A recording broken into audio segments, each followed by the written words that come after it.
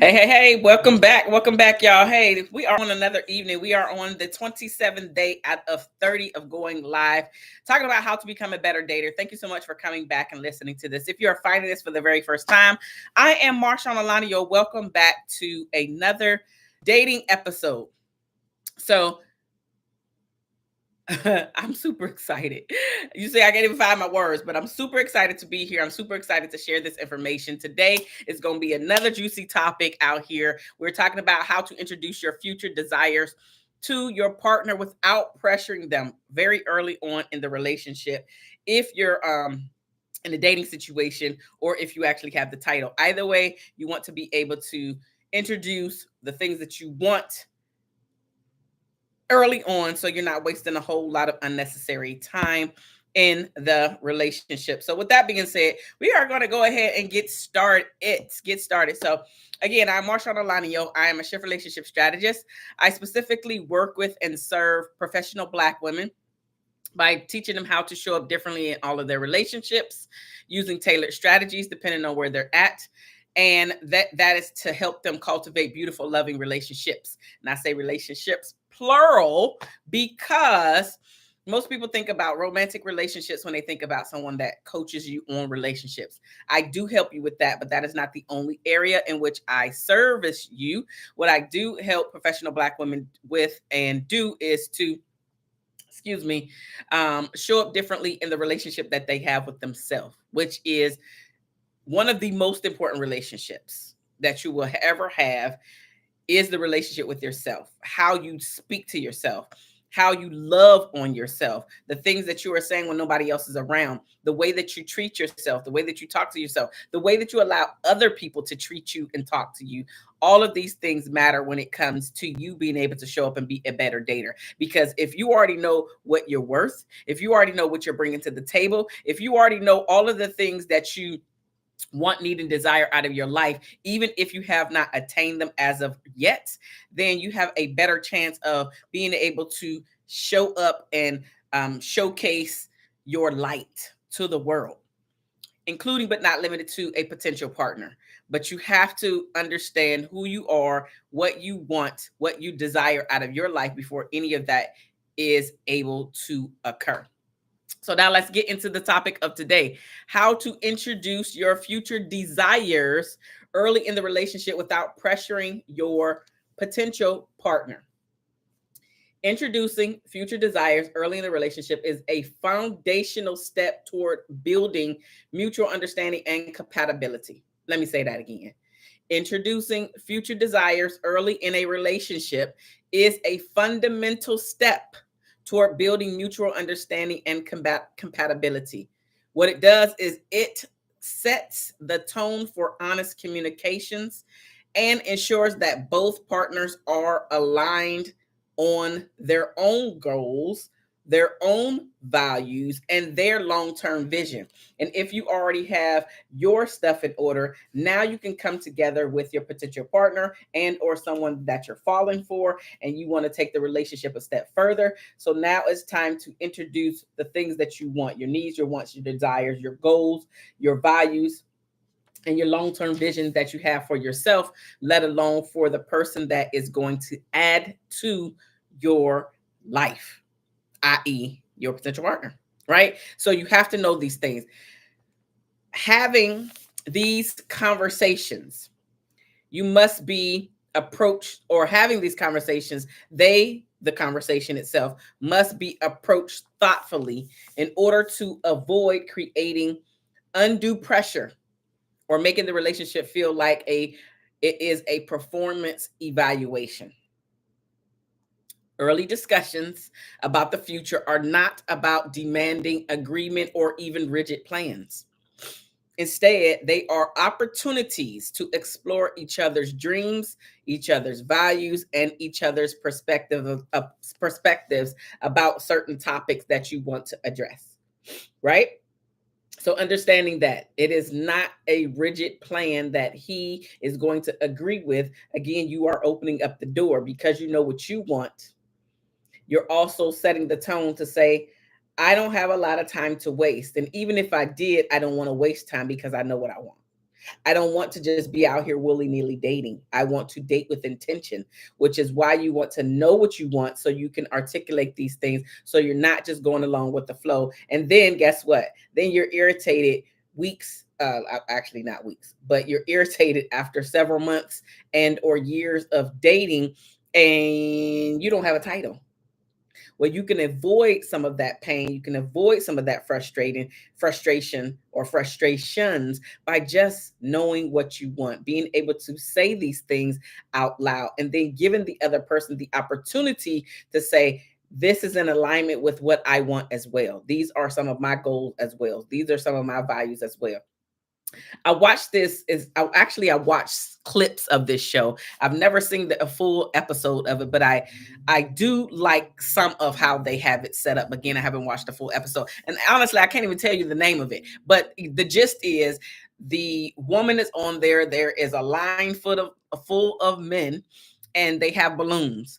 And so when the person walks out, the men can pop their balloon, meaning that they're not interested, or they can hold on to their balloon and ask the woman questions. Essentially, they're trying to take them through a speed dating round before before the woman decides if she's going to go out at least on a date with one of the men. But they get an opportunity to ask questions. She gets an opportunity to ask them questions. They get an opportunity to ask her questions, and then she gets to decide. The point of it is this: when they're asking her questions, she has to know what she wants, as well as when it's her turn to ask them questions, they have to know what they want. They get to ask whatever the question is within reason, right? And they have to be able to answer so she can decide if she's going to go out on a date with these people. The point is, you have to know what it is that you want. You have to know what it is that you want. So, taking on and having these conversations, they have to be thoughtful. So, again, the pressure is taken out. No rigid plans where you have to say, well, you have to do this, you have to do this. I need this, I need this. Are you willing to say yes and yes today? Having the conversation opens the door for him to make an informed decision, just like yourself, to make an informed decision. And maybe, just maybe, he hasn't thought about any of these subjects thus far. And now you're giving him an opportunity to say, okay, I need to think about some of these things, and or I've thought about them and I'm glad that you brought them up. And that way is y'all even more on the same page, not even realizing that you're even more on the same page, right? Or not. But this is giving you the clarity that you need so you're not wasting a whole lot of time, energy, or effort on someone that does not want the exact same thing or very similar things out of life, out of relationship, and out of what you're looking for long term, going into marriage or not. But whatever it is that you're looking for, you want the other person to already have an idea of what they're looking for as well. So neither one of you are wasting time.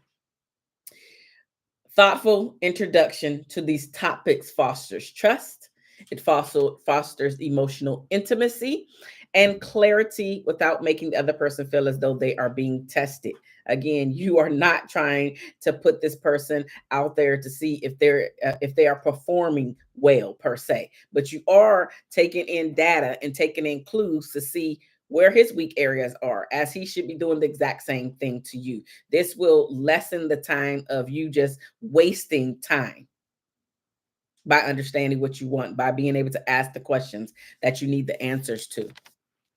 Timing and tone are equally important when you're having these conversations. Again, you don't want the pressure. So, all of that in your face, vibrato, and leaning in and having all of this attitude is not going to help the conversation or the situation, and it's definitely not going to help him feel like he's not being pressured. So your tone and the timing are equally important.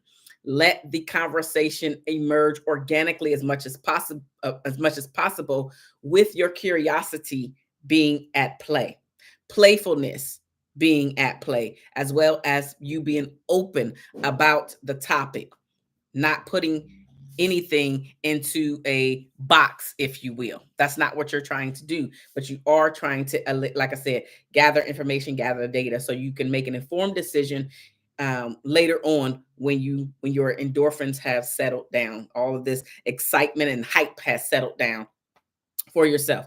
This can make those weighty topics feel less daunting when you adding in the playfulness and the laughter and just being open about where you stand versus trying to curtail the topic at hand because it is weighty. Just stick with the facts, as I like to say. Your facts in this case. What are your facts? What are your feelings about this? Being able to do that. Okay. It's important to recognize these discussions should be mutual, never one sided. If he hasn't had a chance to think about some of the topics that you're bringing up, that's okay. Give him the opportunity, although he may be able to answer now. And then you can even give him the opportunity to say, okay, maybe you have something on your mind right now, but maybe you need to go deeper and we could do that at a later time. But I just want to hear what your thoughts are today. And that's okay. It still opens up the door. Even if you haven't thought about this stuff, maybe he can think about it later, and or he don't want to think about it because maybe, just maybe, this is not the subject that he wanted to go into. He didn't see you in his future. And so he'll never have an answer. And if he never has an answer, that is an answer for you to make an informed decision. Am I going to stay and not getting the answers? Hence, I don't know where I stand with him. Hence, am I wasting time, energy, or effort? Like there's a lot of things that you can pull from the no answer. A lot of things. It doesn't have to go one way or the other, but you're collecting the data so you can make a more informed decision later on. That's exactly what's happening. Both of you should feel heard and validated during these conversations, not committing to anything prematurely. You're just putting and stating your facts. You're putting these things out there so you can have a deeper conversation about them at some point in time. Again, it doesn't have to be this same day, but you do, if you do decide to bring these things up and he doesn't have any answers for anything, that should give you some type of pause. But at least maybe you can ask even more clarifying questions. Well, what are you even thinking about when we leave? Do you even think about me? Do you see long term? So you still can gather some information. And here's the thing, a lot of people don't want to hear that the other person's not thinking about them, or and especially long term. But you would rather know now than waste several months or even years in the hopes that you're going to gain favor and he's going to see how wonderful you are and then want to add you to his life. Sure, in your 20s, you might have had time to do all of that. Sure. 30s, 40s, 50s, 30s, you're getting a little more like, I don't know, 40s, 50s, 60s, you're like, listen, you already know. What we doing? Why are we playing? So here are a few key strategies for introducing future desires into the relationship. The first one is to frame it as a discovery conversation. You're just trying to discover what's going on by using your curiosity to explore one another's visions for the future without imposing expectations. You're just putting stuff out there. You're just trying to see. You've been thinking about these things. So frame it as you just curious. I'm just curious what you think about the future. Like, what do you see yourself? Do you see yourself with the family? Do you see yourself with marriage? Do you see yourself with kids? Like literally not about the two of you. Do you see me in your future? That's not the conversation you're trying to have right now. The conversation that you're trying to have at this point is just to see where he's at. Period. Not where he's at with you. Where is he at? Curiosity. So frame it as a discovery conversation. The second thing is to use I statements. I've talked about this a whole lot, so I won't go too deep, but you're sharing your personal goals and your desires rather than framing them as requirements for the relationship. I statements. This is what I want out of my life. This is what I would like my future to look like. With some within reason, with some wiggle room there as well, yes. But just being ready to say, this is what I want. This is what I want to do. This is how I would like my life to unfold, in the next year, in the next 5 years, next 10 years. It may not ever happen like that, but you at least want to have a vision. I've talked about that before. The third thing is I've already said this, playfulness. Be playful or center the questions around a hypothetical. So you can use light-hearted questions or scenarios to ease into the serious topics. It's a deep topic, but you want to just interject some lightfulness, playfulness, laughter, joy. Like, again, curiosity. I was thinking about this. I wonder what your thoughts are on this. And it's something that you really want to get an answer to. Okay. So that's another thing to do. The fourth thing to do is to stay open minded. Again, you are not setting expectations right now. You are putting out the things that you want in your life. You're using I statements. It's all about you. This is what I would like. What are your thoughts on this? This is what I think about marriage. What are your thoughts on marriage? This is what I think about having children at my age. What are your thoughts? Like, getting very curious, again, to gather data so you can make an informed decision about, are you moving any further with this person, or are you literally turning your back and walking away? You have the choice to choose. So stay open minded. The fifth thing is to revisit the conversation if need be. Future desires may evolve, so treat this as an ongoing dialogue, as well as I mentioned earlier. Maybe he's never thought about the specific question that you asked. So give him the opportunity to think about it and then come back to you, have a conversation with you. Again, it is very telling if he never brings up said conversation again. It is not a topic that you should bring up. Maybe in after a period of time, it's like, you know what, I asked you the question about X, Y, and Z. You know, did you ever think about that? No, I still haven't thought about it. Okay, cool. Don't make it heavy. Just gather the information. You don't want to seem like, again, that you're pressuring this person, but you do want to get the information that you want to get without pressuring them. You don't have to pressure them, because, again, it's very telling if you talked about something that is that, whether it's curious or if it's a dead right, just a very serious conversation. Either way, he should be willing to address said conversation because you brought it up. He should be willing to come back to the conversation and be the one to bring the said conversation back up because he said that he was going to think about it, or he wanted to table it for whatever reason. It should be his responsibility to bring said conversation back up. However, given some grace and mercy, understanding that life be life with all of us, and sometimes we have good intentions to say something, to do something, and we keep forgetting to do it. So it could also be that in play. So giving some grace and mercy to say, hey, I asked you this question, week, 2 weeks, 3 weeks ago, and you said you were going to think about it. Did you ever think about it? But literally being open-minded, not having an attitude when you say this, literally just saying, hey, I just thought about this. Like, you never responded to this. Like, so can you tell me what your thoughts on that? And then the other thing is that you just have to be brave and be the first one to share. Be brave, be the first one to share, be the first one to be curious, be the first one to start discovering what they think about conversations, what they think about said situations. Again, I threw out a few of them before, right? So you can gather those, and then also you can bring your own to the table as well. So it doesn't just have to be these. And then you have to learn to lead by example. Like, literally, that's what it is. In order to create a safe space for your partner to open up, you have to be willing to be the first one to open up. So that's how you create it. Now, here are some uncommon and common questions that you can ask for deeper reflection and creativity to occur. So, what would your ideal relationship look like if there were no societal rules or expectations?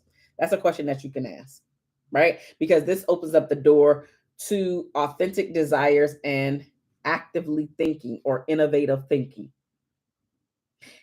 Another question is, if you could design your life where happiness is the priority, what would it include? What would it include? And then also a follow-up to that is, how do you see a partner fitting into said whatever answer that he gave?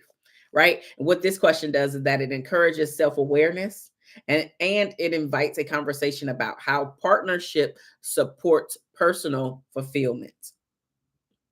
Another question that you can ask is, imagine us celebrating something 5 years from today. What would we be celebrating together? Again, no pressure, curiosity. This is exactly what this is. Introduces the idea of a shared future without specific commitments. The fourth question that you could ask is, what's one thing you'd like to build with a partner that you've never been able to build before with anybody else? This highlights collaborative dreams. The fifth question is, what are some non-negotiables for you in a relationship? This helps you to understand him a little bit better. It helps you to align with him if that's something that feels good. And then you should be also able to give the answers as well. The sixth question that you could ask is, how do you see your career, family, or lifestyle evolving over the next few years? This is a low pressure way to engage, or to gauge rather, long-term compatibility. Low pressure, but still you're just gathering information. That's all this is gathering information. So you can make an informed decision. Do I want to go back out on another date, or pump the brakes? No. Another question number 7 that you possibly may ask is, what's a dream or goal you've always wanted to pursue? And how can a partner support you during that time? How can a partner support you, right? What's a dream or goal you've always wanted to pursue? And how can your partner support that? This balances individual aspirations with the role of partnership. The final question or suggested question is, what does being in a fulfilled relationship mean to you? Another question that you might ask. This invites introspection, and it helps to clarify shared definition of a successful relationship, or what success in a relationship looks like to him. By blending thoughtful questions with open-ended, pressure-free dialogue, you can inspire mutual exploration of future desires, ensuring both partners feel heard and aligned. Now, if you're just coming in here, I just gave you 8 examples on how you can introduce your future desires to your partner early on without pressure. So if you come back here in a few moments, you can listen to all of this all over again. That way you are able to take notes, take down 1 or 2, or even no more than 3 of the questions, and ask those so you can get and gather information. So you can gather the data that you need to gather in order to have, say it, conversation, so you can see if this person, you and this person, will be compatible. It might not be 100%, but again, you're giving yourself an opportunity to learn more about this person, to see how they will fit into your life, as well as him seeing how you will fit into his life. Being able to have these open dialogues by being curious about him, about his thought process, about the way that he sees life, and how a partner could fit into his life, as well as you understanding, as well as you gauging all of that information yourself. So now you can take this information when you go away, when the endorphins have come down, right? And you're able to clearly assess how you felt about his answers. Now you can say, okay, yes, I want to go out on another date, or nah, I'm not really feeling his answer about this one, or just getting some being able to ask even more clarifying questions. You know, the last time we were together, I asked you questions about X, Y, and Z. This was your response. Can you explain a little bit more about that? Or you don't have to wait until you become face to face to have these conversations. You can have a follow-up conversation on the phone. You can do a FaceTime. I don't really recommend email just because you got to go back and forth too many times, but the best way to do it is face to face. However, if you're not going to see each other for a period of time, but you still want to get the information via a phone call. That way you still can gather the information. You still can assess even deeper based off of what he says. And again, if you have asked him a question that he said he's going to come back to because maybe he hasn't thought about it ever, give him the opportunity to think about it. If a week has passed and he hasn't brought it up, you can just Hey, I asked you about this question a week ago. Did you get a chance to think about it? He may have or may have not, right? Or he said, you know what? Dang, I'm glad you brought that up because I've been meaning to say whatever the answer is. Or this is very telling as well. I hadn't thought nothing about it at all. And then go quiet. Like him going quiet, like being ready to move forward with a different topic at hand. All of that's very telling. You just have to pay attention to the signs. People tell you exactly who they are. You just have to pay attention. You have to see what they're actually putting out there on the table versus what you want to see, versus what you want this to be, the relationship. A lot of us get into trouble because we keep the rose-colored glasses on. We don't really acknowledge the red flags for a plethora of reasons why we do this. But the bottom line is most of us don't want to be alone and we don't want to start over. But if you can weed out a lot of this stuff before you get too deep into the relationship, this is the best way to become a better dater. This is the best way to stop wasting a lot of time, energy, and effort on someone that you're not going to be with in the next 6 months, in the next year. By being able to understand all of the things that you need for yourself to be a better person to assess your potential mate. Being able to assess, you know what, I didn't feel good about how he addressed X, Y, and Z. And then having the maturity about yourself to say, I need to have a conversation. I cannot allow this one to be swept under the rug as if I did not recognize it. Because the one thing about us as people, as you continue on your growth journey, the more that you know, it's so hard for you to not know that stuff anymore. It's so hard for you not to see that stuff that they are doing. Again, like the more that I'm learning, because I'm still learning, I don't know everything. I know a lot, or I know enough to be able to help, but I don't know everything. I haven't been a part of every situation. I haven't dated every guy, right? And so with that being said, when you stop ignoring the red flags, when you stop with all of your behaviors that were holding you back, that were keeping you stuck, that were keeping you attracting the same type of guy over and over again, when you have really learned the lessons from your previous relationships, whether it's just a breakup and or a divorce, whatever the lessons that you needed to learn so you can start repeating the same behaviors, when you really take hold of your life and really say, this is what I want this next relationship to look like, because I didn't do it right before. Who cares about the many times? I didn't do it right before. This time I want to do it right. 2025 has to be way different than it was in 2024 or 2023 or hell, 2020. Whenever the last time that you dated or were in a relationship and the result was the same, which is a breakup or a divorce, you're sick and tired of repeating the same behaviors over and over again. You're tired of attracting the same type of person over and over again. Now it's time to do something different. This is why I'm doing this dating series, how to become a better dater in 2025. Because most of us didn't get the information when we were growing up. And then we still didn't get the information from our peers because they didn't know the information. All of our friends were bumping their own head and going through all of their trials and tribulations. And now more and more people are speaking up about this is what it means. This is what he needs. And I've talked to a lot of men too. Men have a tendency, because of what I do, and I'm not their partner, so I have to be transparent about that. They have a tendency to just share a lot of stuff with me, a lot of stuff about the things that men want from women. Now, I'll never be a man. I'm not trying to be, but because I've gotten a lot of access to men in a way that most women don't, I know a lot more and I'm able to share a lot more, even by some of his behaviors, even some of the things that he's not addressing.